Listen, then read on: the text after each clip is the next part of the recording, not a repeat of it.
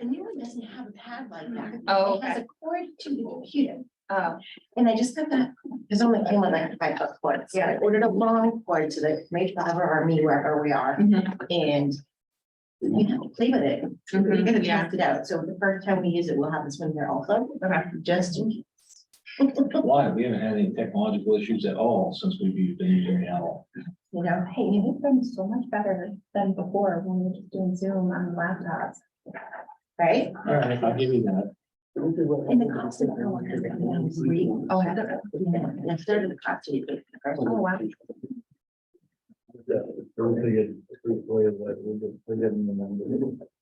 one will go to the meeting room down there, so. Because with their new certification in the police department, they can't leave that door unlocked, Oh, that's right. More strict, yeah. so they're limiting the meetings to council, planning board, zoning board. Yeah. of appeals, so.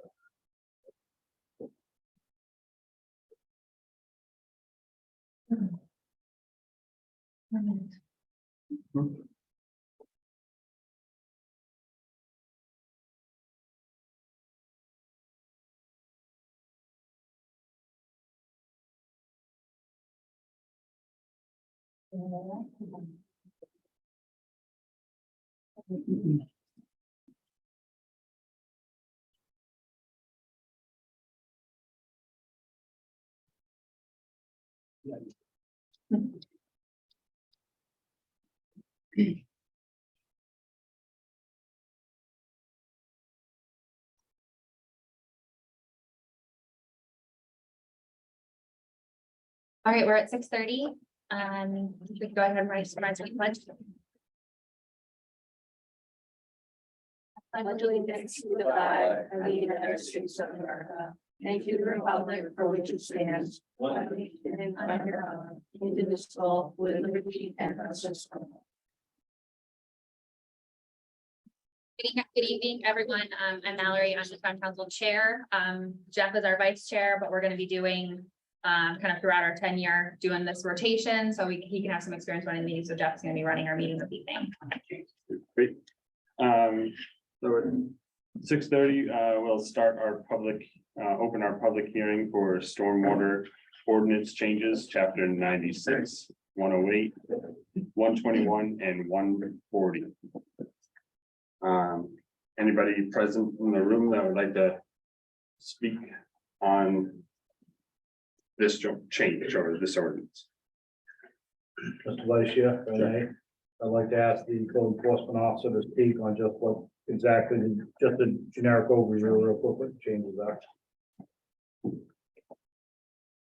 I think I'm prepared for this. All right, so chapter, what you guys are having the public hearing on tonight is an ordinance change that's coming down the line from stormwater. This is actually a model ordinance that the town adopted, but the planning board made just a couple small changes to it. That is the final document, and that's what the planning board has proposed.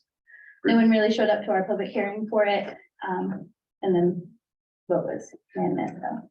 Excellent. Yeah. Thank you. Yeah, so as I understand it, it's, it's requirement to stay compliant with our MS4. Correct. And these need to be enacted by the 30th of June. That's correct. Yeah. Yeah. Excellent. Anyone else? Is there a breakdown, so is there a breakdown on what the storm ordinance is? Do you have it in front of you or does? Everything is available on with the supporting documents. Yeah. So nothing at a meeting? So MS4 is something that we're required to comply with. Jenny, keep me honest with what I say here. And in order to ensure that we're complying with MS4, we have a deadline to make some changes to our ordinances by the end of June of this year. And some of those things include requiring a timely removal of non-stormwater discharges from our separated storm drain system, requiring timely maintenance of private stormwater infrastructure after construction, and updating schedules for enforcement and adoption of specific erosion and sedimentation control standards for proposed development. So as Jenny said, it's very boilerplate, kind of push down to us, I guess, from Okay. the state. So. Anyone on Zoom? Excellent. Mr. Vice Chair, I would like to make a comment. Sure. And I don't know, Jenny, if you can answer this or not, but I noticed in the documents that we are eliminating certain option for required inspection. I don't know if too many kids say, when I grow up, I want to be a qualified erosion and sedimentation control officer. So my concern is by eliminating those other two options, how available is the one qualified erosion and sedimentation inspector? Is the availability for people that are looking to build homes or businesses?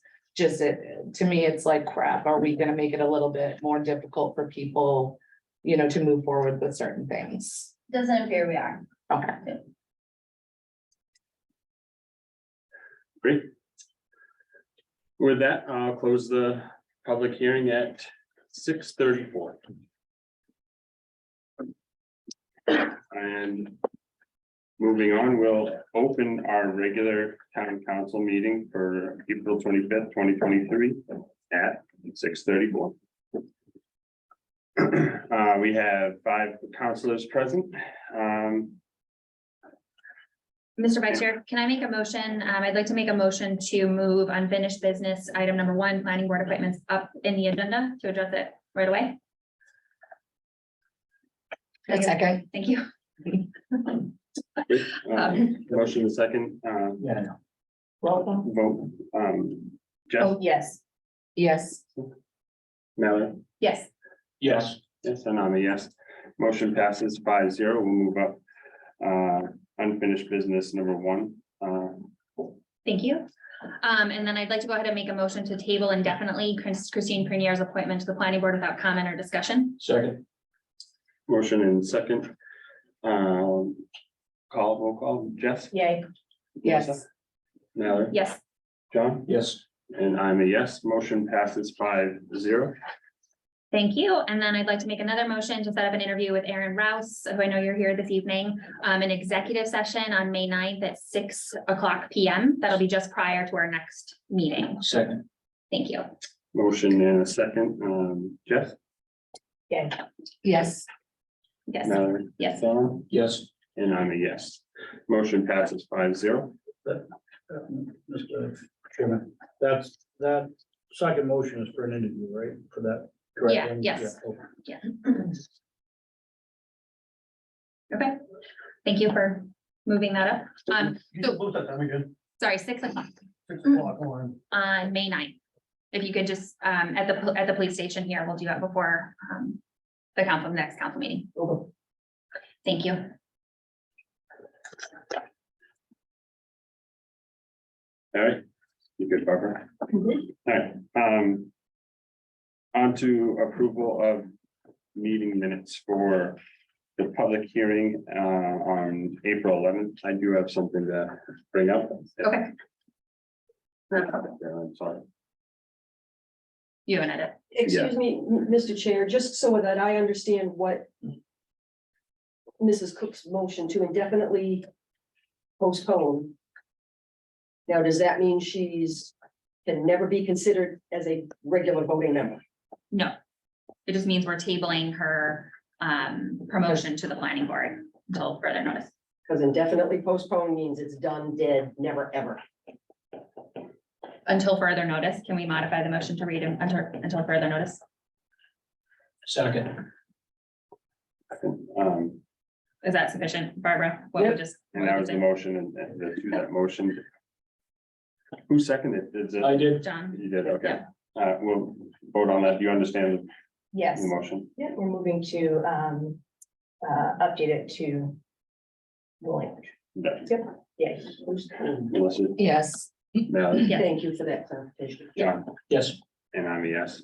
Motion passes 5-0. Thank you. Okay, notes. On the page 1, down at the very bottom, the second to last paragraph, there are $2 on the 295,000. I just wanted to make sure it was one and not interpreted as a typo, so that was the only thing. Mr. Vice Chair, I'll make a motion to adopt our meetings from the public hearing on April 11th, 2023, as amended with the removal of the dollar sign. Second. Can you second where you weren't here? Yes, I can second. Good, just wanted to be clear. Thank you. Motion and second, has been made. Take a vote, Jess, Yay. Melissa, Yes. Mallory, Yes. John, Yep. and I'm a yes. Motion passes 5-0. I'm glad to know you guys read them, but I hate the fact that every time I make a mistake, it's so public. And on to the regular town council meeting minutes for April 11th, 2023. Mr. Vice Chair, I'll make a motion to accept our town council meeting minutes from April 11th, 2023 as written. A second? A motion and a second. So made, we'll take a vote. Jess, Yes. Melissa, Yes. Mallory, Yes. John, Yes. and I'm a yes. Motion passes 5-0. On to the signing of the treasurer's warrant. Mr. Vice Chair, I'll make a motion to sign the treasurer's warrant from April 20th, 2023 in the amount of $327,254.72. Second. Motion and second. Vote, Jess, Yay. Melissa, Yes. Mallory, Yes. John, Yep. and I'm a yes. Motion passes 5-0. All right, reports, okay, reports and presentations.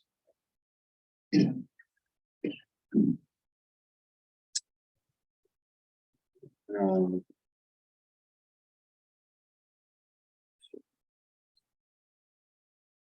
so we have a proclamation. For, They gotta build them. proclamation for designating April 30th through May 6th, 2023 to recognize and celebrate the 54th Annual Professional Municipal Clerks Week. I'd like to make a motion that we accept this proclamation. Second. Oh, Question, should we read the proclamation? After you accept it. Okay. let's have a vote. Jess, Yay. Melissa, Yes. Mallory, Yes. John, Yes. and I'm a yes. Motion passes 5-0. I can volunteer to read it out loud for the record if you want. Does that work? I have it here, you have it there. Can I read it first? Okay. I'll read it. Stand up with me. Barbara and Tyann, guys. So this is the 5th Annual Professional Municipal Clerks Week, a proclamation from the town of South Berwick, whereas the office of the professional municipal clerk, a time-honored and vital part of local government, exists throughout the world. And whereas the office of the professional municipal clerk is the oldest among public servants, and whereas the office of the professional municipal clerk provides the professional link between the citizens, the local governing bodies and agencies of government at other levels, and whereas professional municipal clerks have pledged to be ever mindful of their neutrality and impartiality, rendering equal service to all. Whereas the professional municipal clerk serves as the information center on functions of local government and community.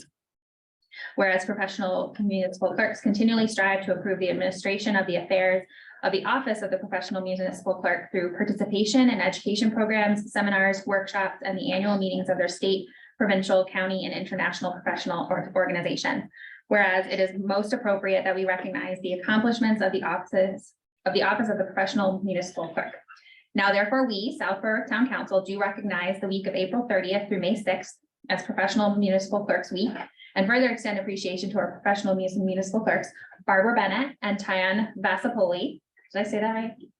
And to all professional municipal clerks for the vital services they perform and their exemplary dedication to the communities they represent. Thank you both. Thank you.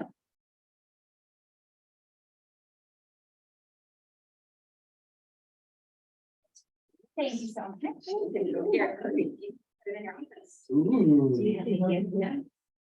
And thank you, Diane, because Hey, I got an email, I just got it on. Thank you. Thank you. They're off, didn't bring it with me.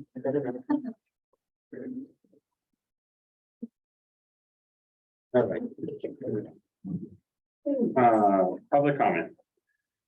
So for public comment, this is for anything that's not currently on the agenda.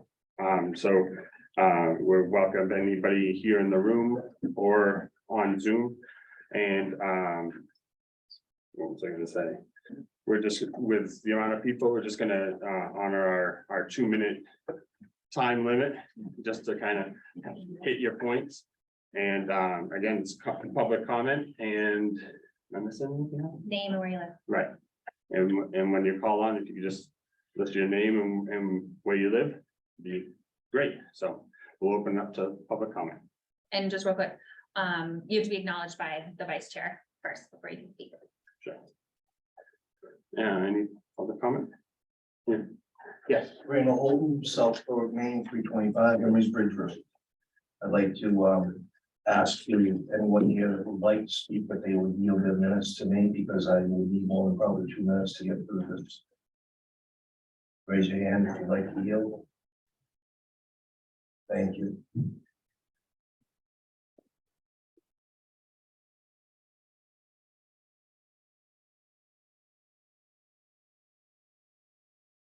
I'm the owner of that property. Cindy, your partner, is a Whoopie Pie girl. And so we brought some for the council. We weren't sure all here, so you're more than welcome to help yourself afterwards. And we put together a little bit of a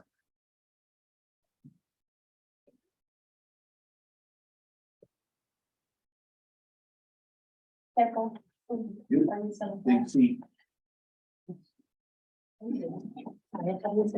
I didn't know how many are gonna be here, so. You're welcome. First of all, I'd like to start off as, I had the privilege of meeting Jen on a project that I'm doing at the house, a couple additions, and very helpful, and speaking with a lot of the contractors in town, for not knowing the area and knowing the people and whatever. She's really tried to do a good job. She's I've had a good experience with her. We had a little back step on this situation we're gonna talk about now, but I think she's gonna be a good addition to the town. And I think I wish you well. And when this all took place here last week, I found out about what was going on Wednesday, and I came in a little hot. And she took the brunt of it. So to do that, I'd like to apologize on behalf and from Cindy and I. Thank you. You know, you had a lot of kids, so we put a whole bunch of that.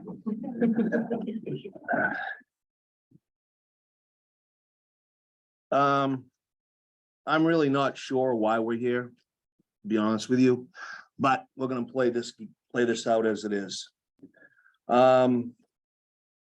First of all, I kind of would like to know how long you've all lived here in South Berwick. Ryan, it's not permanent. Oh, okay, it's not permanent. If you got something to present to the council, you have to present it. Okay, all right, we can move on. Yeah. You're wasting my time. We can move on. Thank you. Okay. So that being said, I'm Randall Holton, 325 Emery's Bridge Road. I'm a pastor. We just took over the church in Emery's Bridge Road. We're trying to take care and keep the historical value of 2 buildings up there. I'm also involved with the schoolhouse across the street, which was built in 1831, and it was purchased in 1935 by Gladys Hasty Carroll. Her mother was a school teacher there. She bought the building to service as a community hall for functions, for community events, for people to gather. I'm sorry. Your 2 minutes is up, and this is a public comment, not a public history. Okay. Just get to the comment, please. That'd be great. Okay, First of all, I don't know why we're here. If you want to look through all that stuff, you can. Obviously, I'm gonna not be able to speak the way I want to speak today, so we're gonna get right to the gist of this. I heard a little thing in the meeting the other day that there was some not malice in this situation. Well, there is no malice. There's no malice on Cindy Chick's part, because 3 years ago, she went through everything that she needed to do to make this whoopee shack work. She not only got the copy from the farm ordinance to run her whoopee shack, she went to the state, she got the license from the state. We've had the lady, what was the lady's name, Cindy? Rhonda from the state, she's been in. Every year we have the kitchen tested, the water has to be done. The product was sent to the state of Maine and also cleared to be used in there. And as we were told when we got the farmer's permit, that we were allowed to do what we were doing. And that was sell out of the house. Now, whether that's a loss by our part because we didn't follow up and look at it and follow it through, then so be it. But in the manner in which this had taken place, we got a letter sent to us, which we never received, and then we got a phone call telling us that we were running an illegal business. I've never been treated like that. You brought tears to that woman's eyes. She's done if you look in this, what she dotted every I and crossed every T to get this business open. If there was an issue with us and we've been running it for 3 years and you've had no problems with us whatsoever in that area, I would have liked maybe a phone call and come down and sit with the zoning or whatever and see what we could do to fix this. Not a nasty letter that's saying we're running an illegal operation. This woman has done everything to make this whoopee shack run and gone by the book. If we were told at the time 3 years ago when she started this, we would have went in front of the appeals court and we would have got it. We wouldn't even be sitting here having this discussion. But we didn't even get the lack of respect, the way this is handled is totally inappropriate. And this could have all been handled behind closed doors. These wonderful people up here, I've got calls all over town that are worried about their small businesses, that they won't be able to continue, or because somebody's going to come in and step and do something like this. We just had our taxes raised 22%. Mine went up 22% in this town. A lot of these people behind me all own small businesses. They're trying to make ends meet. They come home, they work, some of them work 2 jobs. Cindy works 2 jobs. They're trying to find a way to bring other income into it. And I don't know if you follow what's going on in the world, but it's not getting any better. And it's going to get tougher for a lot of families. So you are here and you are brought here by the will of the people, for the people, not the other way around. I consider your job is here to facilitate small businesses, to help them out. Go out of the way to find out some way you can do it, especially when you look at what she did to open this business up and did everything by the book, except one person here that was in charge in this town told her it was okay. Now, if you look further on this, in 1988, my mother, Mary Holton, God rest her soul, excuse me. She raised 5 children. She was working at General Electric and she in Somersworth. She got carpal tunnel and couldn't work any longer. So she got disability, came home. She needed to make an income. My mother was, if anybody that knew my mother, she was a hell of a cook. So her dream and passion was to open. Okay, all right, I'm almost done. I am almost done. I'm right there. Please allow me a few minutes here. Since I did bring this in, I'm only asking you for 1 more minute. So she went to open the store and we came to the town. You'll see on the back page, everything was done. My property is actually zoned commercially. Now, all I was asking, if anybody had done any homework before you sent that letter, and I can't say, I want to ask any of you, if you knew all the information right here, would there be a letter sent out? Probably not. From what I understand, this has already been brought to the zoning board of appeals, correct? You filed an appeal with the zoning board of appeals? We were doing whatever. My thing was tonight, once you knew what the actual information was, and was actually the way it was talked about, that we were running a legal business. Okay, I take that personally. That's bullying as far as I'm concerned. I'm a taxpayer in this town, And like I said before, I deserve a little bit of respect and she deserves a lot of respect.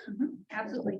And I think our standard practice when a business then moves into a place where they're not complying with our code is we refer to that as illegal. That's just the definition of. I understand that.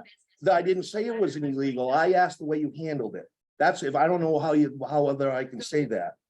I'm just gonna stop you here. This is a code enforcement issue. You have brought it to the zoning zoning board of appeals. The town council can take no action on this item at this point. You've now brought it to the zoning board of appeals. It's in their hands. Thank you for your comments. Thank you for coming tonight. We're glad you came No, you're not. and Thank you. Got something to say? Kyle Holton, Henry, Phil Marshall. I listened to the meeting on the 11th. You brought it up.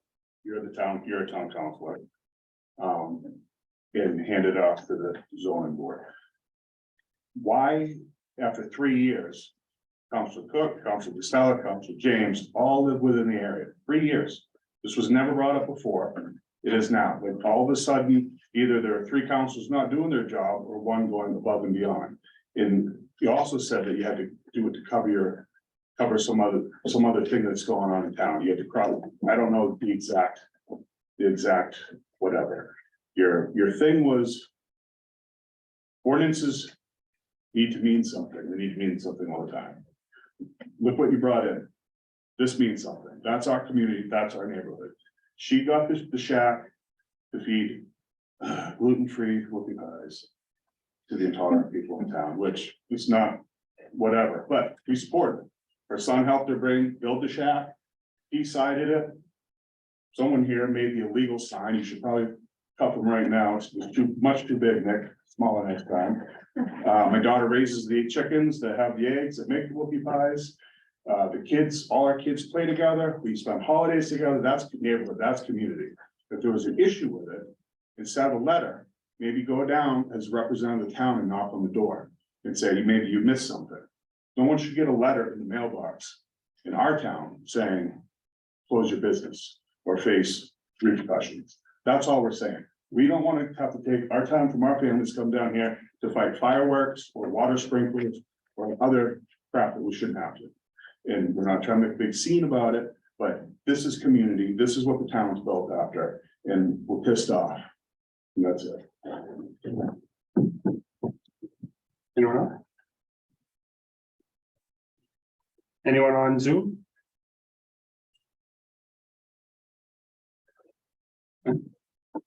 Well, thank you all for your. I would like to say one more sidebar. I'm sorry. The only I'm thing, sorry. the only thing she's doing. Sorry. Thank you for your time and respecting the rule that we have one time per person. You're welcome. Thank you. We will move on to Mr. Vice Chair, may I make a comment? Very quickly. public comment. Oh, I'm sorry, yeah, Moving- no, that's We're fine. moving on to Yep. unfinished business. Yeah. Unfinished business number 2, transit oriented tip.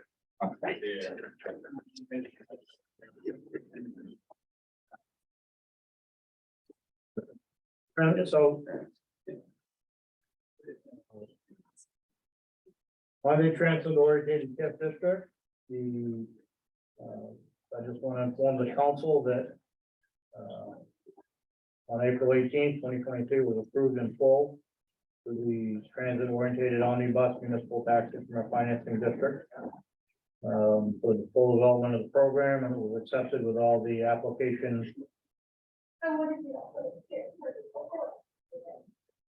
Parts, including, all the district programs that were attached to it for the funding. Including all the parts within the district and within the district and the municipality itself. So this particular point, that's been accepted. It was signed in effect by the commissioner, and we now start that district for 30 years, which will start compensating money and allow us to fund other projects downtown. From here, we'll move on to a downtown village TIF district that will help with revitalizing the downtown district. Great, And so is there, it's good to go now, we're live with it now, Well, I was, excellent. Well, So thank no you. action needed, yeah. no action to be taken. Just an information. Well, thank you. All right.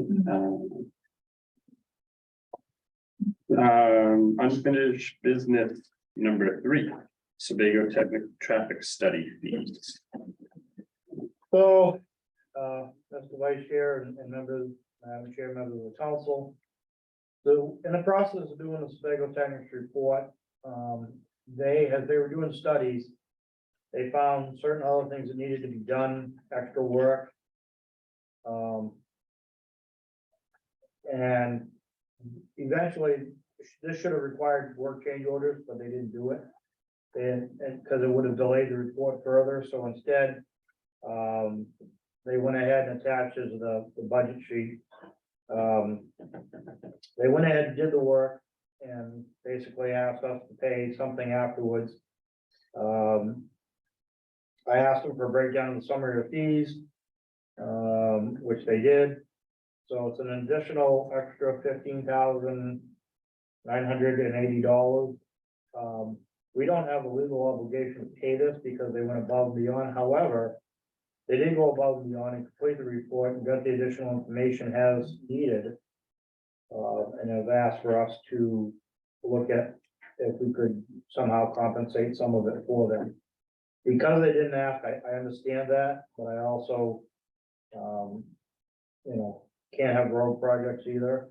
So I'm discussing it with, the economic developer and with the, assistant town manager, that we feel it's fair to consider, the council consider paying half of that cost. And that would come out of the tip. That would come out of the tip.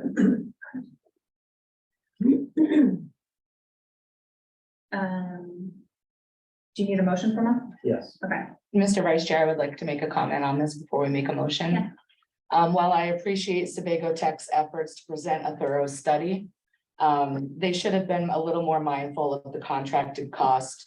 The moment the light bulb went off that they may go over budget, as Tim mentioned, a change order to the scope of services should have been entertained and requested to determine what info quite possibly could be curbed to meet budgetary and contractual agreements.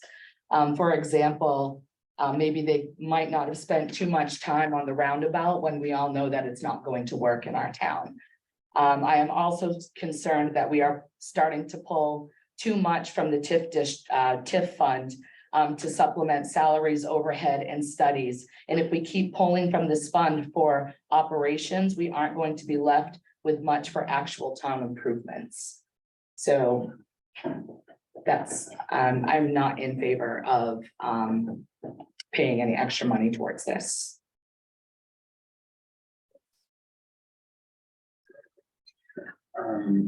Question, just for my clarity, I have some notes written here. For letter C, the estimate for council meeting and public meeting, is that the council meeting that we just had and the public meeting that is scheduled? Okay.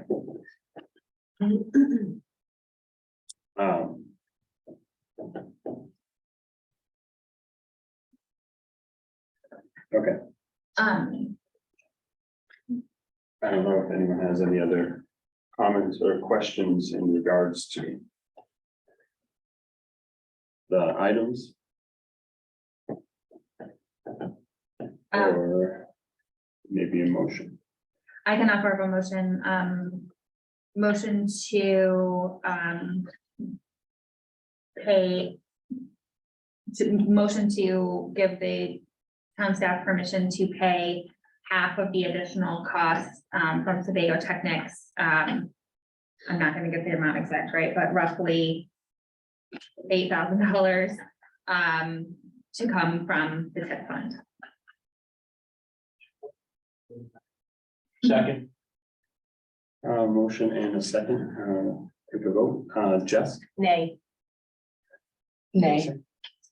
Mallory, Yeah. John? Yep. And I'm a yes, motion passes 3-2.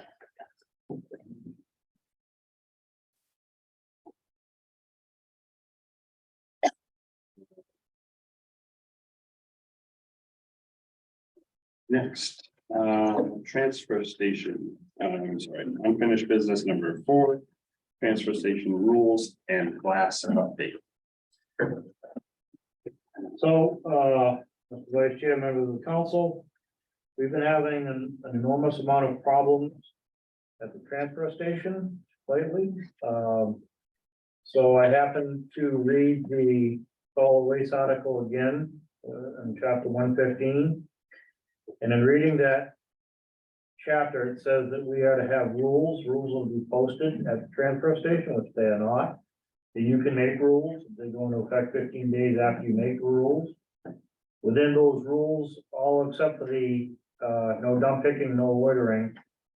Everything else that you see on that page is in the, town ordinance at the, currently this time. Must be a South Berwick residents, property owners, admission by permit only. Tenant instructions must be followed, which is not getting done. They're getting yelled at, they got threatened, and they're not getting paid enough money to do that.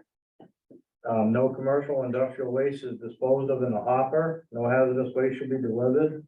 All safety rules must be followed, and so forth and so on. So I'm requesting the council adopt these as rules so that we can make the sign and post these, and we found out there is even a civil penalty punishable by The officers. police officers, but by how much? What's the cost of? It's a minimum of 200 and up to Oh, sure. $2,500 Yeah, per violation, sure. and we put that on the sign as Yeah. well. And we would put that right on the sign, and that is a, that's part of what needs to be done to solve the problem. If in fact that doesn't work, the next is we'll have to post police officers up there on Saturdays and Sundays. I can't have the employees being threatened to be punched, being threatened to be dragged across parking lot. Nobody deserved that, and they're out there trying to do a good job, and, you know. So. Anything you want to add? No, I can just close it. I would order the sign from the same place that we get the other big one that we have there that says no commercial.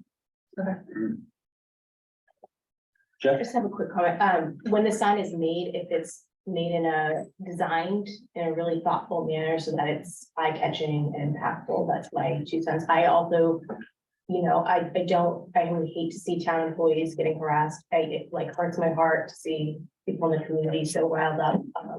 So hopefully, this will do what it needs to do to make an impact over there. Yeah, they virtually, the transfer station director, Dan, virtually had someone threatened to punch him out the other day because he was trying to tell him not to park there because there was no parking there, it's unsafe. And the guy screamed and yelled, the rest of the attendants decided to go help him. Guy got in his car and left, we ended up sending the police over. So we do have ramifications, we have civil penalties, you as the council can kick people out for whatever time. We just were never following the rules on the ordinance, and we need to start doing that to make this a better place over there, to be safer. I had one thing that I was gonna ask, but I'm not sure if it's really more in the Glass neighborhood. Can I bring that up now? Or do you want to address anything with the Glass? Right. Oh, and glass update, I'll let Jen kind of handle that, so I'll let her go with that piece. Tim and I and Dan all met with Casella at the transfer station. Because we were concerned because the glass crusher had broke, and before we put the money into fixing and or buying, we wanted to make sure that there was a good place for the recycled glass to go, because we were under the impression that it was just being dumped into the hopper at the landfill. So that is indeed the case. Casella does not have a buyer for recyclable glass. Unfortunately, it's too dirty of a recyclable, so they don't have any buyers for it in the area. So they're hoping in the next year or so that might change, but all the other local communities are doing the same thing.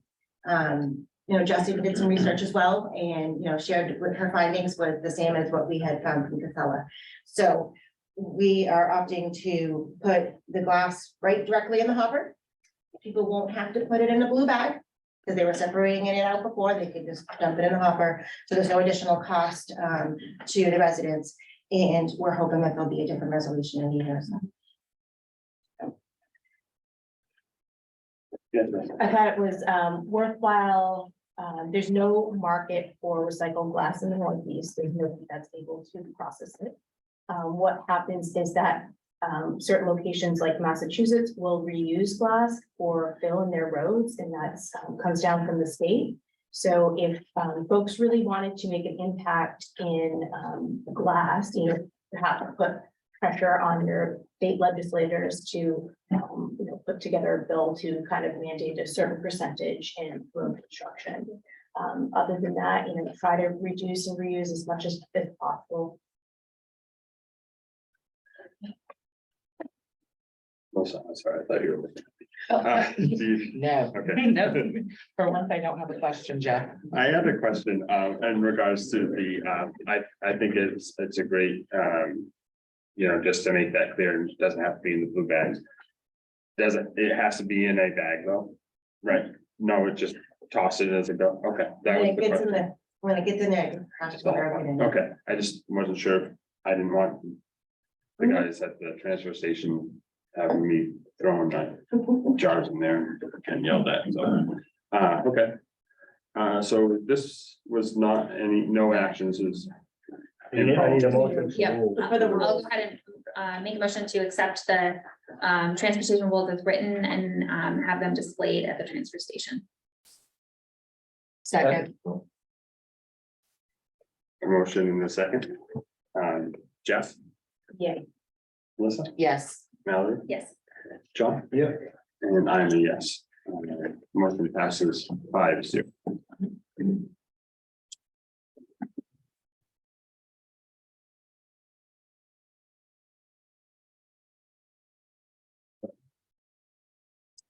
On to new business, number 1. Appointments to the York River Partnership Wild and Scenic Stewardship Committee. Go ahead, Jeff. Cliff Clary, 10 Plains Hill. Could we just get a little update on what this committee is about? I mean, York River is in York. And I'm just, a little information on this, please. So this is a watershed partnership that involves 4 or 5 towns, including South Berwick. York, Small piece of the river. small piece of the river. They gave a presentation here, I think, in January 19th, council meeting, is that right? Gee, right? Yeah. Yeah, and so they've got federal funding on this. To go ahead and do work up on the York River, which and its tributaries. And basically that they're looking for 2 people, 1 primary and 1 alternate to sit on the committee, and those people who applied. And they submitted their names to us because you have to appoint them to sit on that committee. So that's it. And I would just, that's all it is. It's just a working group to help clean up, I guess. Would this become a cost to the town in any way? No, No.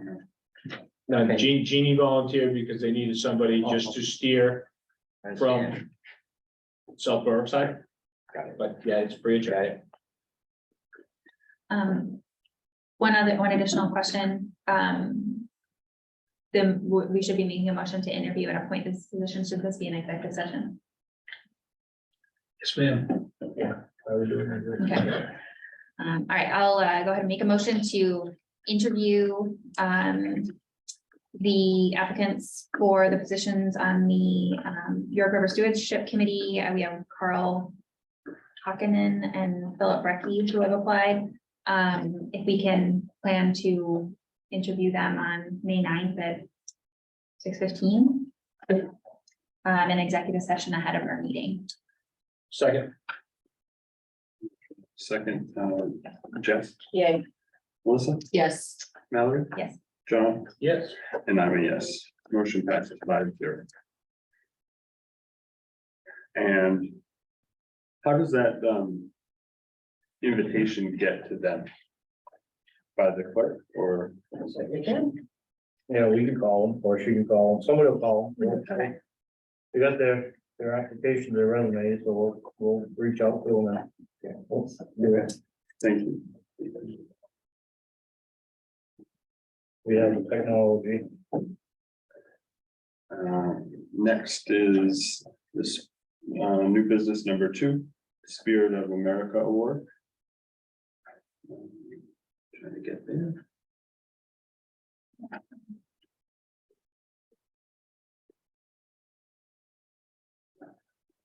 Application. All right. I'm not sure exactly how we go about having this conversation. You can, if you got somebody's name you wanna bring up, or if you just wanna bring some names to the table for next meeting and submit them, it's however you wanna do it. Sure, I mean, I think I'm willing to believe all of us saw the email and have seen it over the last couple of years. I'm not sure if you guys have anything to add or would. I certainly have a nomination, but I didn't know if that's what we would be doing this evening, or if we wanted to do presentations at a later date. That's. And I don't think I've been a part of an actual. Yeah, so I'm not really sure how that whole process goes, if it's just a executive type of conversation between the council and hash it out. I'm not sure what you guys have experienced in the past, Mallory and John. How they do it in the past. I'm trying to remember. We did not do it last year. We didn't do it last year. And I feel like even before that, and keep me honest on it, I don't necessarily feel like we were, We did, Yeah. it was nominated from somebody from the community yeah, to the town manager. I think the town manager reached out to, if you will, the elders in the community, the business people, and that's where it came from. Or specific civic groups. A few years back, it was the flag brigade. Right. Yeah. And that was brought to us from the community. So we could table this with the note to go out and ask. You can do that. Let's do it. Put on the vote, Tim. yeah, There you yeah, go. that's good. Okay, so then I'll make a motion to take no action on this for this evening and instead put a notice out to the community for nominations. I'll second. Motion in a second, we'll have a vote, Jess? Yay. Before we take a vote, can we make an amendment to that to set a time frame of May 15th for submissions? So, or right somewhere in there, because otherwise we're gonna roll right out into June 13th, so. If we're gonna do it, we need to put a small window on it so we can actually talk about it. Okay, so I will amend my motion to take no action on this item for this evening and instead put a notice out to the community for nominations due back by, May 9th is the next meeting, yeah, I'm so sorry. May 8th. That gives them almost 2 weeks. That way we can talk about it at May 9th meeting, gives us time to get to 6/13. Literally just drop a name or the name. Well, it's gonna be a name and the reason, Yeah, right? I mean, we gotta know why they're doing it. It's just not Bob from down the street because he keeps his lawn nice. It's gotta be, nice smile. yes. Chairman, Okay. So, may, Cliff might have a lot of knowledge on this. sorry, we're in the middle of a motion, just a second. well, this is like, Hold on just a second, go ahead now. Let me just finish the motion. Sorry, so we have to address this, I guess, and the award would be received on June 13th. I'm just thinking like, today's the 25th, if we only, like, would then we be opening it up for not even 2 weeks? I don't know if I feel like that's sufficient. Like, why couldn't this be something that we take care of or discuss at our meeting on the 23rd of May? And so then we like put it out through, I don't know, Oh, that's fine. May 12th, May 19th, sorry. Yeah, that's fine. Okay, Madam Chair, just, the Spirit of America Foundation isn't looking for a submission until June 30th, though. So I'm a little unsure of why we're making an motion to appoint the recipient of the award by the 13th. if we wouldn't even be submitting it to the foundation at that time. I don't know if maybe, because I know in the Spirit of America Foundation, they liked the winner to be presented at annual town meetings, I Yeah. believe. So I don't know if June 13th was just in alignment with any kind of meeting that we might have, but so where I'm trying to get is you're concerned about the time frame, but I think we have a little more time than what we're limiting ourselves to receive nominations from the community. Mhm. Unless we're aiming toward. Because what date is our May 16th, our annual town meeting is May 16th. If we're looking to deliver, then I feel like we're too tight for that anyways, if we're gonna open it up. Go ahead, So, Fred.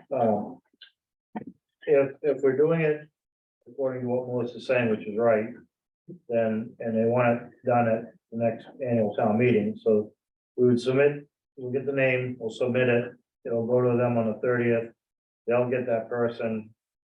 And then, if technically following what they're doing, unless we have a town meeting at some point, that award actually won't be presented till next year, next May. We'll have that award and that plaque, but whoever it was that got it this year will be presented next year. Okay, At the next town meeting, so I don't know that there's a dying rush. Okay, But I mean, they did say that they liked them to be presented to the community member that wins at per se an annual town meeting, but it wasn't like written in stone that that's when we had to present, you So know. we can do well, it. as Tim just said, the way it works, I think it's like, there's quite a lag, like we nominate and then we can present it 2024. So you would just say the 2023 recipient Oh, yeah, of that, that's all. That makes sense. Sorry. You want to do that, and okay, so then. I'll read you my motion one more time. Motion to take no action on this item for this evening, and instead put a notice out to the community, asking for nominations due back to the town, by, Friday, May 19th. Second. I'm sorry, I think I have to second it. Oh. Because I was the one that did the first one. Oh, okay. So I'll second. And we'll take a vote on Jess, Yay. Melissa, Yes, Mallory, Yes, John, Yes. and I'm a yes, motion passes 5-0. Mr. Chairman, man, just throw a little kicker in there. Our veterans of the wars are really dying off really bad now.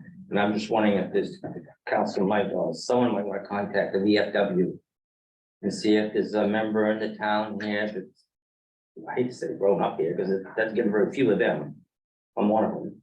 But Great that's idea. Yeah, someone who's, you know, because some of the veterans are in tough shape. yeah, absolutely. Yeah. Thanks, Claire. New business number 3. Discussion to set public hearing date for code chapters 121 and 140 ordinance changes.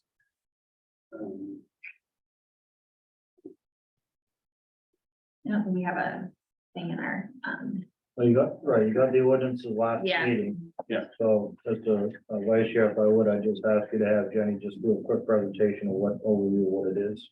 Sure. Okay, Sure, you want to start with 121, is that where we're going?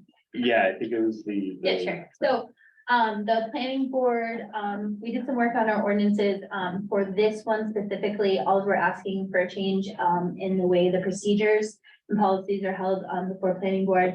Before, someone can come for sketch plan in front of the planning board, we just ask that staff can review the application and make sure that not that the application's complete, that's the planning board's job, but basically just to have a conversation with the applicant, so we know that it can, like, the kind of direction they're going in, to make sure that the Ts are crossed, the Is are dotted, before they get to the planning board level. That's all this one is.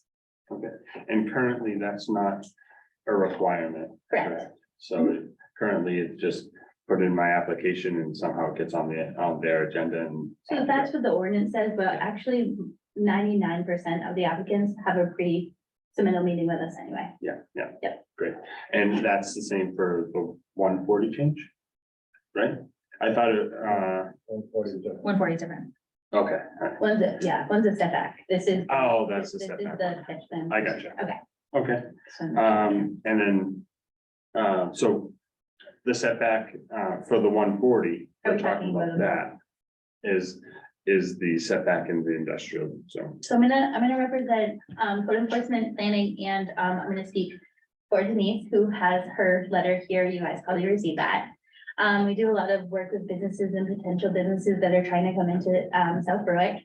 A lot of them are trying to go into the I-1 zone, whether they're an industrial building or they're small scale business, whether small, 5,000 square feet, 100,000 square feet. What we're trying to do is not limit the setbacks in that zone. So right now there's 75, we're trying to reduce them down to 40. They match like setbacks in surrounding towns or businesses in like an industrial zone, which is the, 236 corridor. For this one, it's not really gonna affect anyone per se right now, but it will hopefully soon, hopefully we'll get a big business to come in for that zone. So we're asking for that, and also it just naturally slows down traffic too, so that's also a plus. So I'll Great. just throw that in there. Excellent. Thank you very much. Yeah. So with setting this, public hearing, would it be two separate public hearings? Would it have to be two separate public hearings? Well, we have one for 4 Okay, chapters today. okay. I will make a motion to schedule this. Do we have any public hearings scheduled as of right now? I feel like we have one for traffic. Yeah, one on the ninth. No, that's it. Yeah, it was.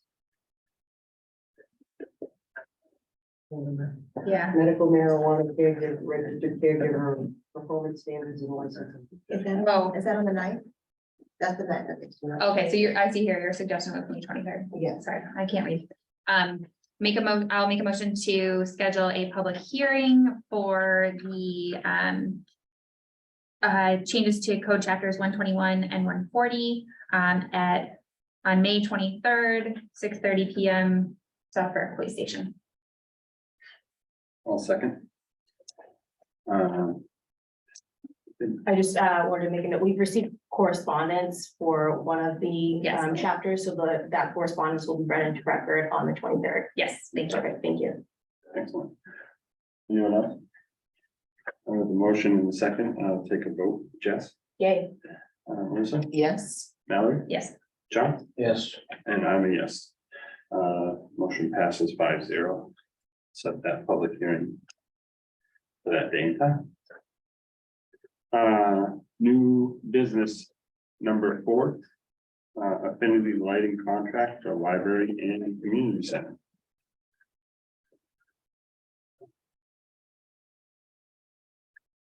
Him or? Jen, I'm gonna pass it, Jen, over her project. Affinity Lighting is the company that we use to upgrade all the streetlights. We had a great reduction in cost on those streetlights. So they also did this at this pool too, where they come in and they do an assessment of all of our light fixtures. They started with the community center, and we also went forward to have them look at the library as well. And what they do is they replace all the lighting, so kind of like here, when you walk in and out of rooms, it will shut off and turn on as needed. And you can dim and make it brighter in certain sections in certain areas, all LED lights, so it would be a cost savings. And then what they do is they partner up with a financing company, where if you look at the second page where it says we are gonna have savings of about $11,500 a year in our electricity bill. They work with the finance company and they make our payment on an annual basis a little less than that. Therefore, there's no change in the bottom dollar to the budget. Once we pay for it in about 5 years, all the savings will be put back into our pocket. And these light fixtures would last you a minimum of 20 to 30 plus years. So it just seemed like a win-win situation to get the upgraded lighting, not an extra cost, and we'll reap those benefits in years to come. So I'm asking that you give us permission to move forward with this cost savings.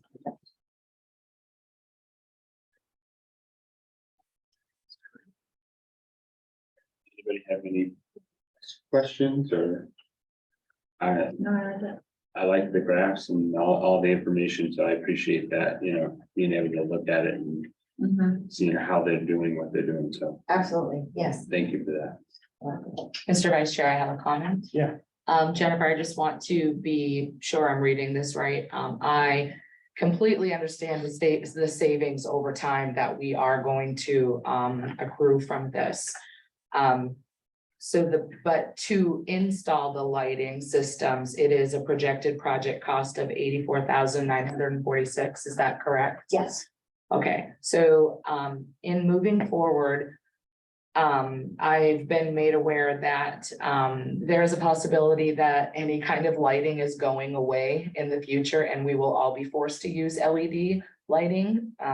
There's bills that are being entertained in the higher ups, not just on the town level, but state, nationwide and stuff like that. And I have heard that it's coming sooner rather than later. So my thought is if they are going to make us change over to this LED lighting regardless, that maybe if we could hold off a little bit on this, then maybe there would be grants available to help ease the cost of the $4,000 that we'd have to pay up front. It was just a thought. I don't know if it's something we should entertain just to try to save a little bit of money here and maybe get some help down the road, but. And just wanted to point out one other thing, they do give incentives, so the 16,836, we would get back as a rebate from the state. So we're only financing the 68,000, which I know is still a big number. Yes.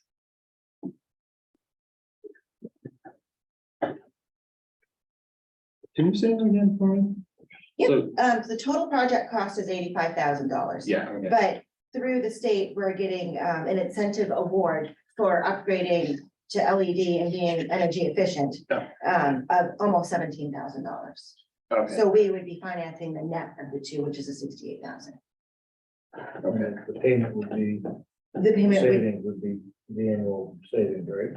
and it's actually a little bit less. They're projecting our annual payment to be 10,500, whereas our annual savings will be 11,500. I asked them to give us a little wiggle room because CMP keeps raising their rates and I didn't want our budget to go up because of this kind of a project. So from like a budget perspective, we should see this as a wash. Correct. Okay. On an annual basis. Correct. And then eventually, once it's paid off, then we'll start to just, To see the savings. Okay. In our pocket, correct. okay. I think of this similarly to streetlights. Like it was a big investment, but we're really, that budget line item is so much less. $40,000 less. Yeah. Right. I'm sorry. Do you have an idea of if we authorize this, how quickly we would be put into their pipeline for service? They said about a month and it would take a couple days to get it done in less than a week. Both buildings.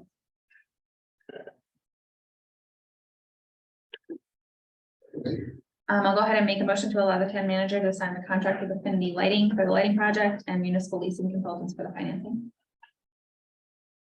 I'll second. Take the vote, Jess, Yeah, Melissa, Yep, John, Yes. sorry, skip you, Mallory, Yes. and I'm a yes. Motion passes 5-0.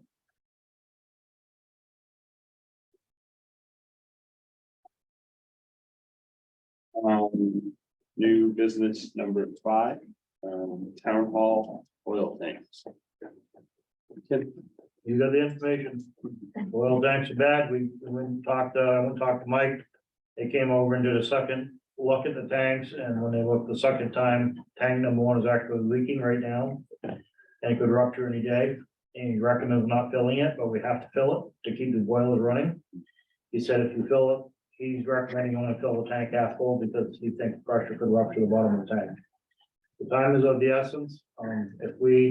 He said it's gonna be twice the amount of money if we wait till we install a new boiler and have to take tanks out behind that. So he said the idea is, he said the 10,000 would be, it's a lot cheaper right now to do it when we get the boilers out, pull the tanks out, put the new tanks in and put the boilers back. That makes sense to me. And I went down visually, looked and again looked as well to see that number 1 tank is leaking. Those are probably the original tanks that were set in there when the boilers were put in, so the tanks are probably up to 50 years old. why would we even think about leaving the old tanks in there for replacing the boilers? Save a few dollars. Fantastic. No, It's gonna cost us twice And then as just much if create we it. have to do it. it's ridiculous. You put new boilers in, put the tanks up, it's 10 grand. It's not worth it. Yeah. And again, I want for everybody to know, and the public, all the folks out there, this didn't happen last night. The boilers didn't rot out last night, the oil tanks didn't rot out last night, just saying.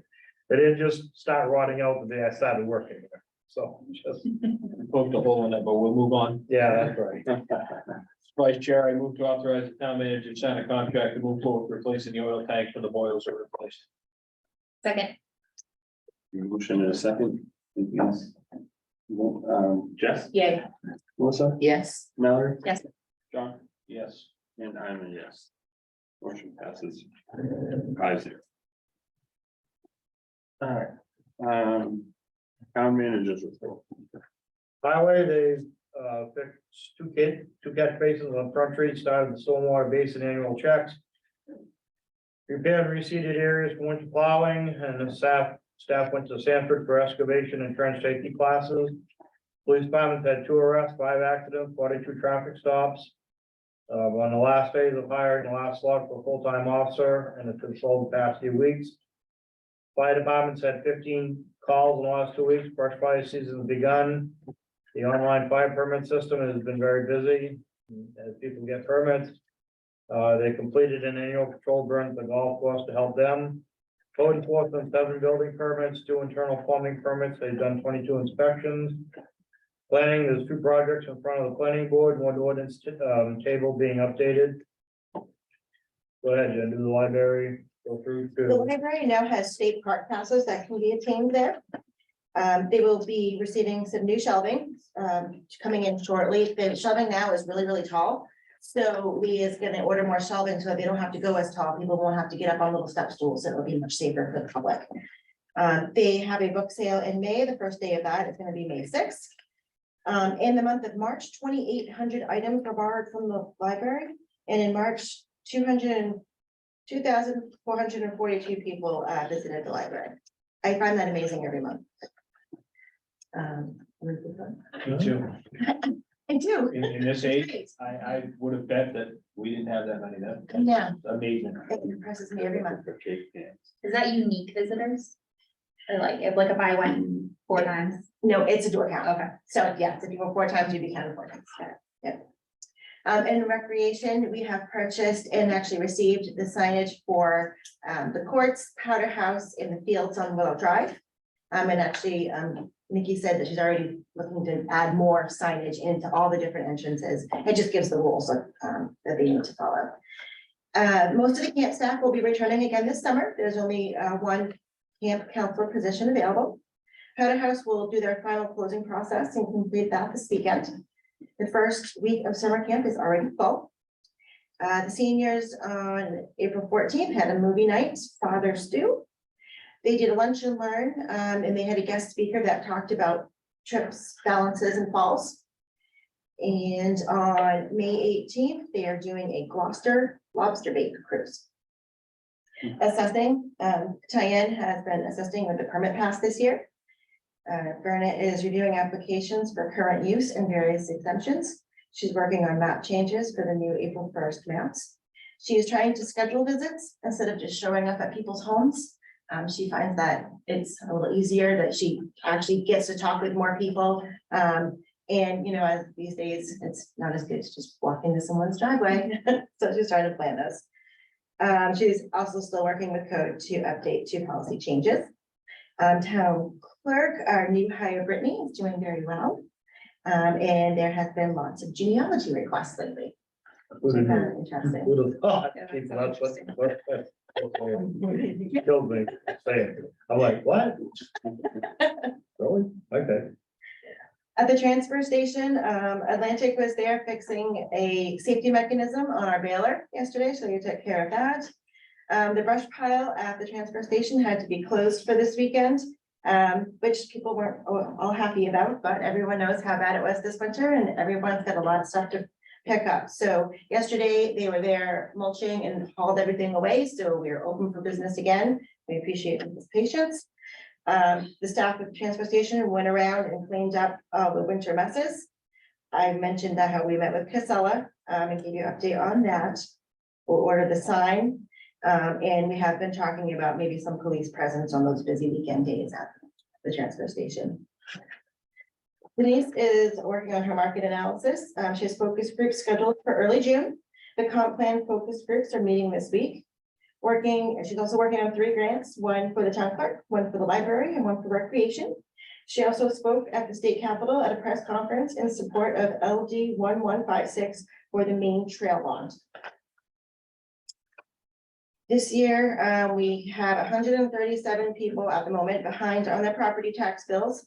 If they don't pay from the first letters, 30-day demand notices will be mailed out on May 2nd. I am still working with Port City on the town hall study, and they are putting together a presentation for the town council that we have scheduled for May 23rd. I have been working with FEMA for the Christmas storm that we had, and we have some costs from fire and from highway. They will be setting up an office area in the Portland area, and it will be coming down to us in the beginning of May to come look at our damage and go over the costs that the town incurred. We are looking at the Red Barn options, potential cost to tear it down, just what can we do over there? MMA, our insurance carrier, will be doing a walkthrough all of our buildings. Actually, they're coming tomorrow to do that. They do that every year before the new policy starts. And we have finally made the final switch from Great Works Internet. We had consolidated communications before. So this project has been in the works since last summer. We had originally anticipated it being done last fall, but contractors, this time of day, in the age, they just did the cutover and finalized everything last week. So it will have faster internet service for a slightly lesser cost. Tim and I met with Berwick Academy last week. It's been great rebuilding that relationship, and they are willing to share their green space that they have there if we ever needed to use it for any town events. Carlin Goodwin reached out to give town employees a tour of the Historical Society in late May. Board of Assessment Review Training. That's coming up soon, right? If anyone wanted to attend that. Dawn has been in Bangor for yesterday and today for general assistance training. And while she was there, she was recognized for completing her training as a general assistance administrator. Actually, while we've been here, she texted us a copy of her certificate. So she's proud of that. She got certified. Yeah, certified in her position for that. On Thursday, we will be closing the offices and doing annual mandatory staff training. Tim will be our teacher. Did a great job last year. Tim had 7 citizens come visit him in his office this week and 2 personal issues that we're doing. The last issue I have, so on with the traffic study, the last piece of that was I'm talking to Tiffany Roberts and Mark Lawrence. Thank you. Mark Lawrence, the next step is we need to get DOT involved, so we reached out to DOT. Come to find out that part of the problem was we didn't include DOT in the process, in the report development process. Which is fine, so we reached out, Denise, and through Tiffany and Mark, we were able to get a Zoom meeting on Friday last week. The meeting started out with me apologizing that we didn't follow the right process and begging for their forgiveness and to work with us, which they graciously agreed. They're taking our project, they're going to enter it into their planning system. Within that, that's how we get federal and state fundings to get started and to do our project. So Dale Dowdy, the one who's the director of planning and finance, he is going to work with us. He was going to present it to the commissioner today, DOT commissioner, and pass the planning department to start reviewing. So he asked us to hold off doing a public hearing on that till the state DOT can look at it to see if, in fact, Sebago Technics gave us their design ideas. But state DOT will have to approve that. So before they can do anything, they didn't want us to go to a public hearing. And then come back and say, well, we can't even approve this design. So they're looking at it right now to kind of help us. He did say that there could be money available all the ways for engineering, surveying, development, implementation, and completion of the project. Within that whole scope, he started talking about calling it the Piscataquis River Bridge Initiative, correct? It's kind of fun. The Piscataqua River Bridge Initiative. And what that is it has to be an idea that if, what happens if the bridge was blown up? Where would traffic go and how would they? So that directly has an impact on us and there's millions of dollars coming available for that. So, yeah, I know, it comes out of Augusta, you know, this is their, Now said, this is their program. But in any event, they're making millions of dollars available to come up with alternate routes and in that process, develop and implement those alternate routes and reconstruct them, which he feels we would qualify under that. He did feel the funding formula they use is a little low, instead of 3.5 million. He thinks it could be upwards to its 5 million today's cost to do traffic control measures here. But he also said if we qualified for this other project, which is Piscataqua River Bridge project and that transportation thing, we could get additional millions of dollars worth of work. So it all depends if you're in a rush or if you're willing to take the time. And I said, no, we're not. We're hurrying up to go slow and do it right. If we're gonna fix this, how will we fix it? We've got to fix it right the first time and one time only. We're only gonna screw traffic up more through the construction and so forth. So the next step is we've sent the project to DOT and asked for their help and that's also how we get federal funding is through DOT.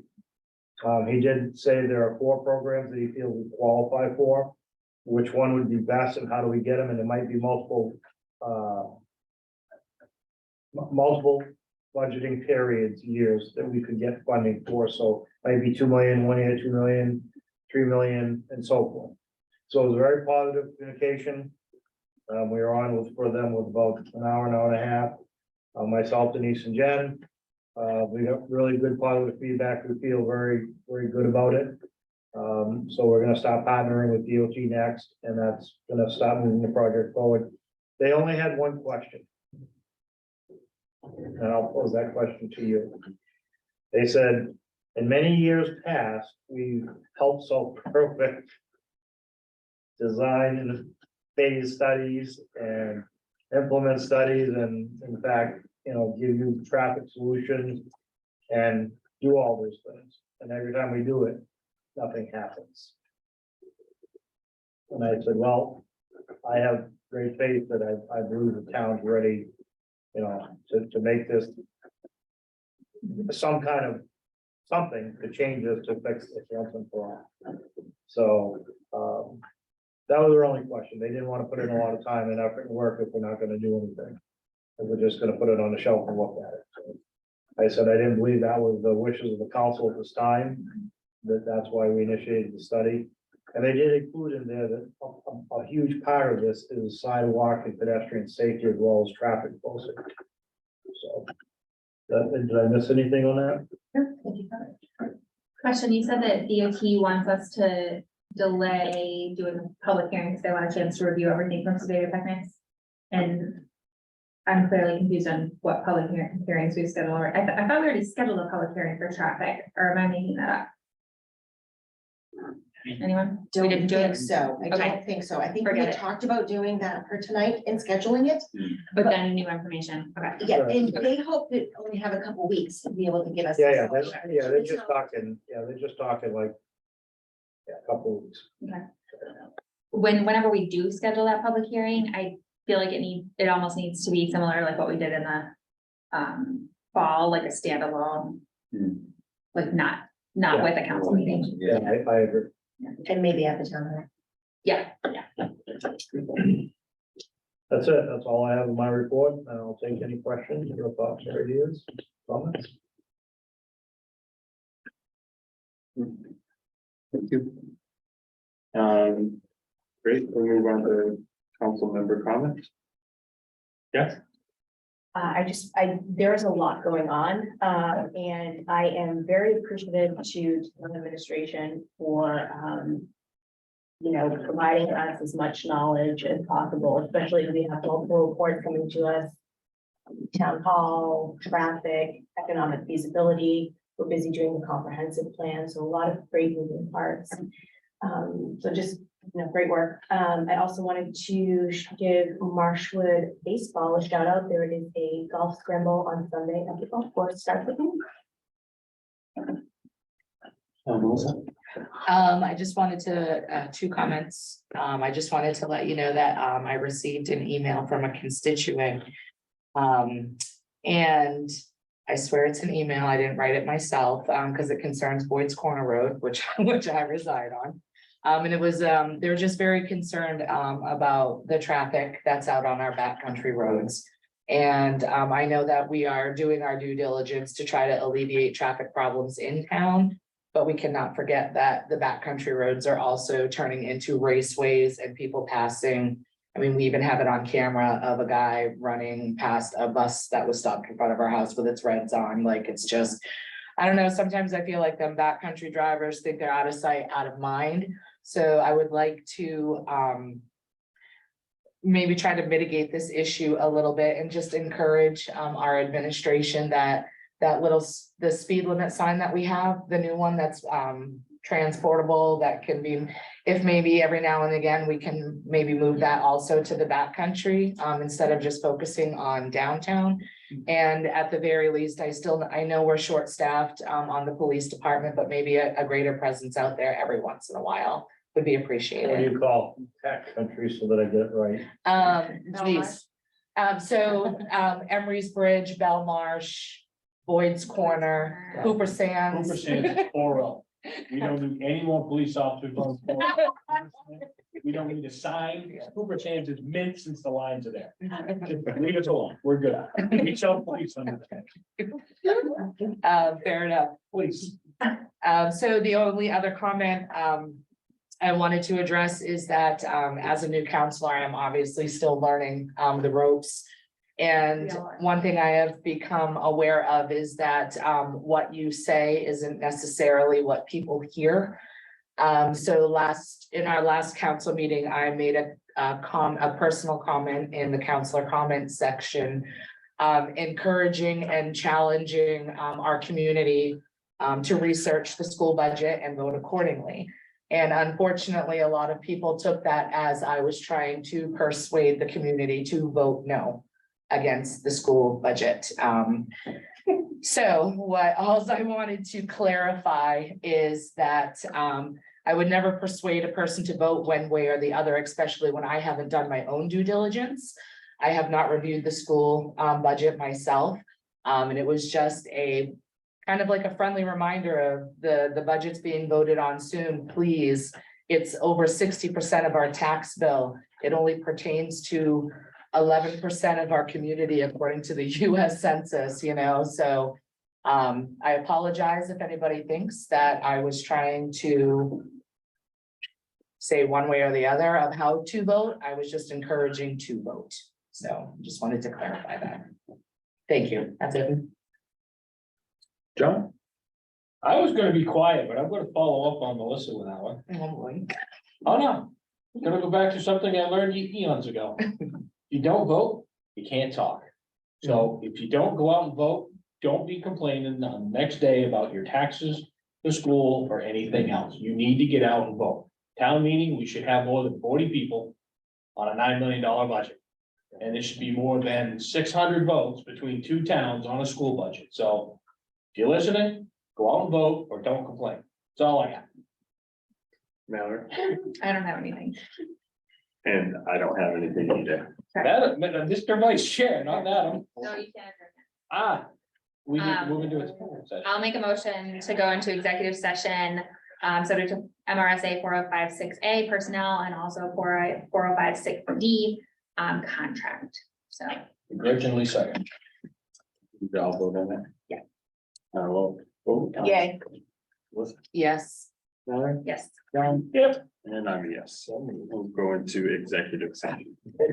Can I make a motion to have a quick restroom break before? Oh, no, I was just gonna do it. I was gonna be a motion. I just, where it was an executive session, I just